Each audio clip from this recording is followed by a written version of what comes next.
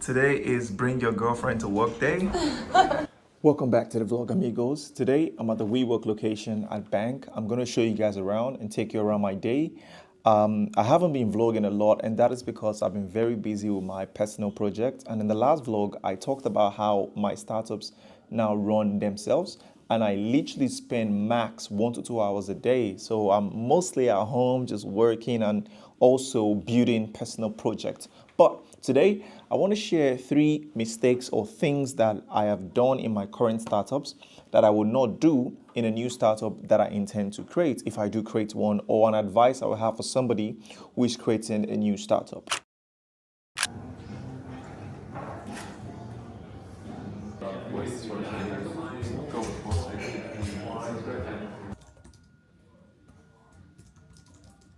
So the first point is I will not be creating a product or a startup in an industry whereby the core functionality of the product relies on a third-party API provider. What do I mean by that exactly? So I run 2 startups, Amigo and Amigo, and both of them requires us to connect to a third-party API provider to get the data and the stats, and then we then strip it down and then make sense of it and then provide it in a very user-friendly way, and that is what the people pay us for.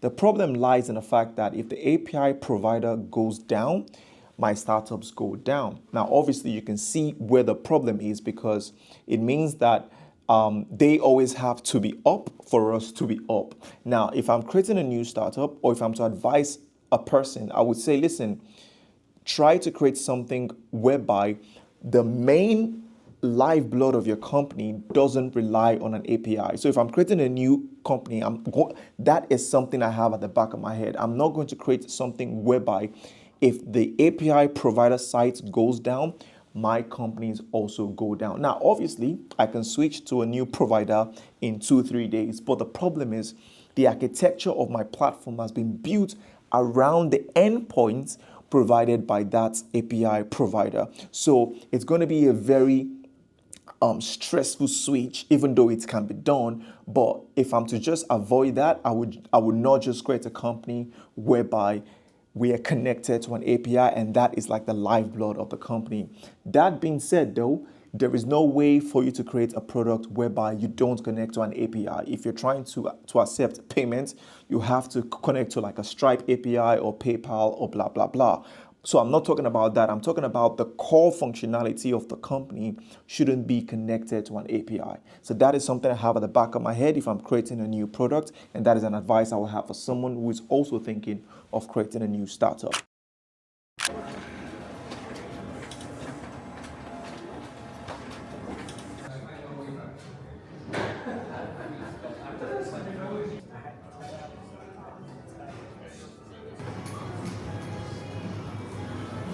The second point is I will hire a backend and a front-end developer instead of hiring just a full stack. Now, when you are self-funding your startup, we always have a tendency of trying to cut costs. And ways to cut costs might be to hire 1 person instead of 2, or 2 instead of 4, just so you can cut costs. And I understand that. But if I'm doing it again, I will hire a backend and a front end from the beginning. And that's because when I hired a full stack, amazing guy, talented guy, but the problem is because he has everything on his neck, it became burnt out. And also, the time for us to launch things was so long. Like, we spent about like 6-7 months to launch the first version of the product, and that's way too long. It's not his fault. The problem is he has so much on his neck. But when I then hired a front end guy, and now we had 2-3 people on the team, we were able to launch things faster, and everyone felt like, oh, I actually enjoy doing this work because it's not just everything on my neck. So if I'm creating a new product, I would try to ensure that I hire a backend and a front end, or a full stack and a front end from the beginning. I won't try to cut cost, and instead of maybe hiring him or her full-time, I'll just do part-time and part-time. So at least if they join their heads together, we'll be able to achieve things faster. So the punchline is this: I would not try to get 1 person to do everything. I would try to hire a front end and a back end so things can go smoother. And that's the second point.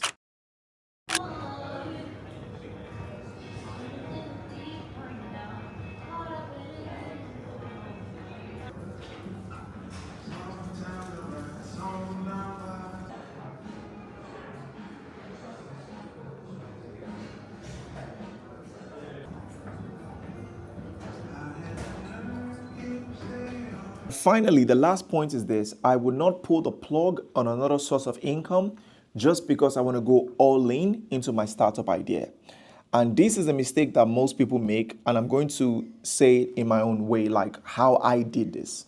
So when the idea to launch my startup came to me 2 years ago, I had another business that was doing about 10 to 20K per month. But then I said to myself, oh, I need to pause that because that is going to be a distraction. I need to go all in into building my startup because this startup is going to make billions of pounds. It's going to launch and then going to go to the moon. But that is a naive way of thinking because I didn't know. Obviously, I knew that it would take time, but I was too excited about the idea. I thought that it would just go live and then it would just go to the moon.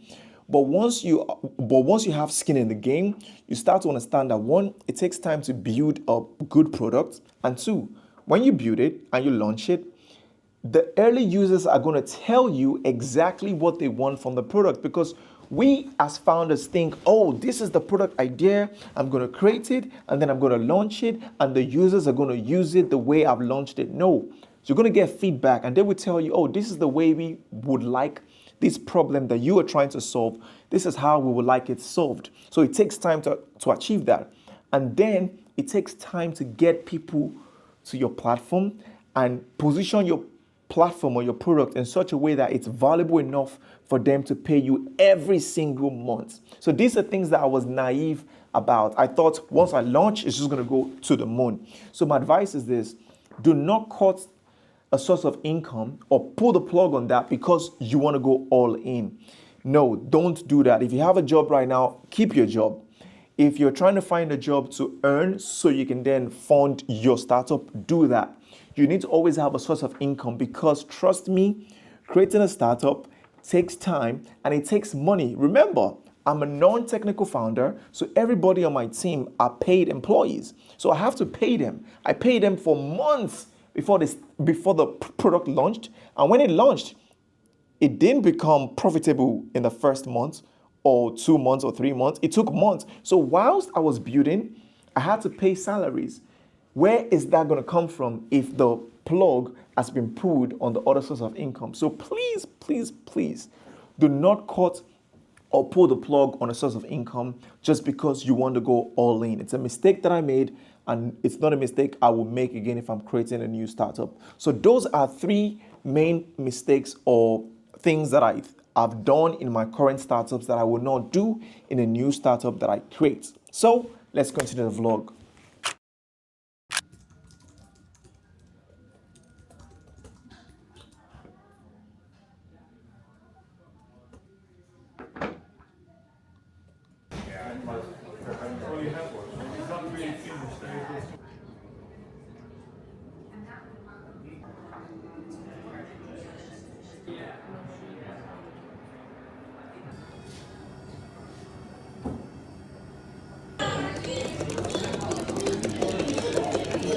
Do you like this? He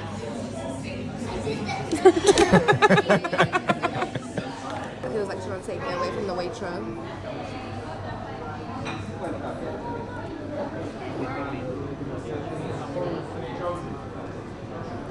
Ew.